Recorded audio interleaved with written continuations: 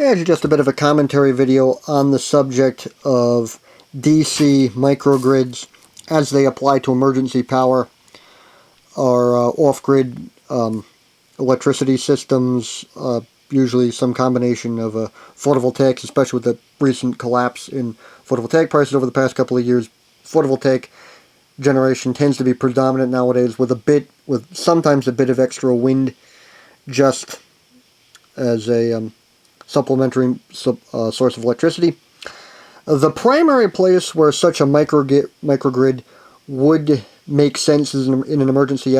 power application is for something like a compound where, for purposes of redundancy, each main use building, like each house,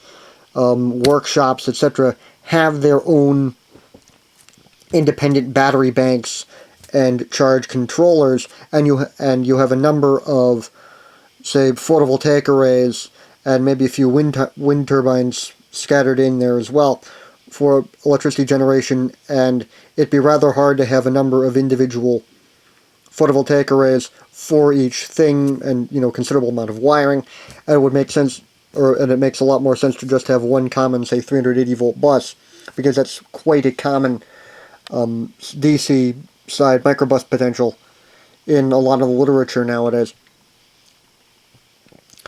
And just have battery chargers in each building that just charge off of that, with probably a bit of supplementary photovoltaic and possibly wind generation for each building in the event of a global, say, microgrid failure. Because a lot of a DC microgrid literature nowadays tends to push the idea that, oh, DC is so much better, blah-de-blah. And that really depends on what that microgrid is being used for. In the case of a system like the simple schematic, relatively simple single line diagram that I've drawn here, it's principally just being used more or less one way. It takes electricity from various photovoltaic arrays, various wind generators, supplies it to the bus, and then battery chargers in each system take electricity off of that bus, use it to charge their independent batteries, and once all the batteries banks are full, or the amount of electricity that can be generated exceeds what any given battery bank can take in. If, say, only one battery bank is still being charged and this whole system is generating 10 kilowatts, then it diverts that excess electricity to things like water heaters, air compressors, which is especially relevant for any kind of an off-grid workshop, because there's all kinds of stuff that needs compressed air. Now, compressed air does not make any real sense, just because of the horrible system efficiencies, for generating compressed air to run a compressed air engine to generate electricity again. Not saying that having that kind of a capability isn't a bad thing, it's just, one of those emergency things where it works in a handful of situations, but not in a great many. Just because when it comes to AC electricity, there's pretty much just about all induction motors are AC, magnetic fluorescent ballasts, magnetic lamp ballasts in general, because you see a lot of stuff poo-pooing the magnetic ballasts. Oh, they're so horribly inefficient, that kind of, general stupidity. But what they often have in slight reductions in efficiency, because it isn't anywhere near as great as a lot of the electronic ballast fanboys tend to claim in most circumstances. There are a handful of exceptions. But they are far more long-lived they're far more long-lived than just about any electronic ballast in their price class, because I'm not saying that you can't make a reliable electronic ballast, and they do exist. They just cost an obscene amount of money. Now, of course, DC electronic ballasts do have their place in an off-grid power system, but that's for running on 48 volts or 24 volts or 12 volts to run lights in your buildings, because in the context of a system like this, while these battery chargers may have some capability to supply, say, maybe up to a few hundred watts onto the bus for running things like, now granted this is a hypothetical product, and to my knowledge no such thing exists at this time, although knock on wood is part of my off-grid high-rel power systems projects. This is something I want to work on sometime in the next couple of years, where the or some charge controllers have a built-in, say, few hundred watts inverter that can run local AC loads like lights. Say, for example, if this particular section of the microgrid was in something like a lean-to or some shed or something like a part shed or work shed on a trail that you also, that's part of your compound, that you also happen to have a microgrid power line running by, and say that shed has a decent south-facing roof or north-facing if you're in the southern hemisphere, and say there's a local wind turbine, or it maybe only has one or the other, you can supply, say, up to a few hundred watts of AC loads at that shed for things like, cordless tool battery chargers or lights, predominantly, ventilation fans, without having to run an extra feed line just for 120 volts or 240 volts, or maybe some higher potential, and it's stepped down by a local transformer, which of course added the complexity and cost of the system, because this design, for reasons that I'll get to in a bit, would probably have its own built-in isolation transformer for the inverter output, but it would, you'd save, $100 or more plus cost of conduit for a run, and especially if this was, say, 1,000 feet from the nearest battery bank, which could be a possibility in some remote emergency power systems that use this kind of a system. You're looking at, north of $1,000 for, maybe a receptacle that can supply a maximum of 500 watts. But of course, where the AC comes in, and of course this could be saved for loads that weren't on this microgrid, or that you wanted to have the option of running them from a generator, is you could have something like an inverter that, say, generates 120 volts. In the context of an American or Canadian system, this would be, 240 volts or 230 volts. In other parts of the world, steps it up to something like 480 volts AC, 600 volts AC, and then it stepped down again at the end of the load. But that's something that you can, or at the point of load. But that's something that you can very easily do with AC. And you'll also hear things about, and I've even seen some literature claiming that they'll have a switching power supply that'll directly take in 13,800 volts and step it right down to 380 volts. The problem is that there the isolation is absolutely horrible, because one big advantage of the transformer,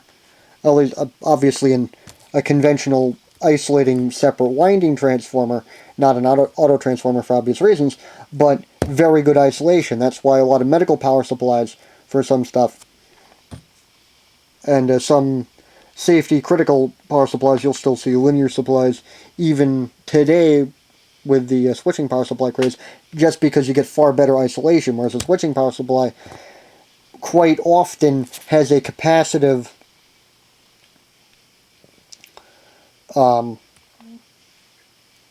has some kind of a capacitive shunt across the primary and the secondary of the or connecting the primary side of the switching supply to the secondary side of the switching supply, because it needs to for RFI reasons. And that's another problem with switching power supplies, is for things where you want very low or ideally no RF noise. Transformers, that's not a problem. They don't generate it unless something's wrong with the transformer. Like you've got a, like say, winding breakdown, you've got arcing between windings, or a broken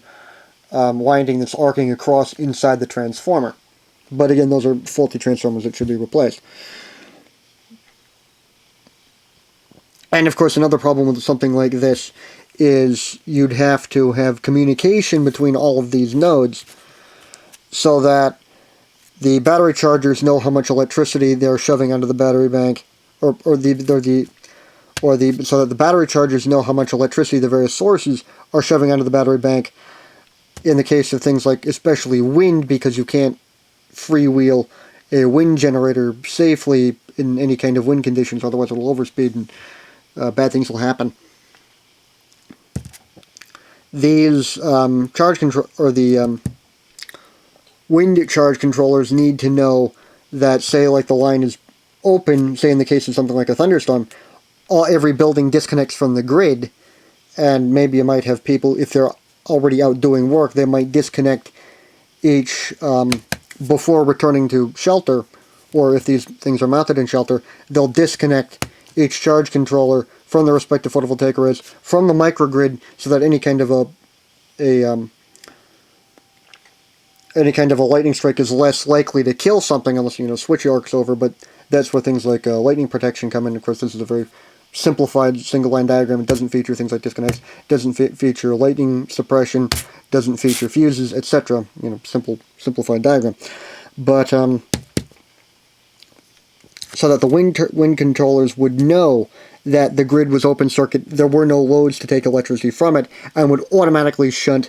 the wind generator to a dump load, or if it was a design that could safely be shorted out, it would shunt or would short out the supply from the wind turbine to basically stall it. Or in cases of things like high wind.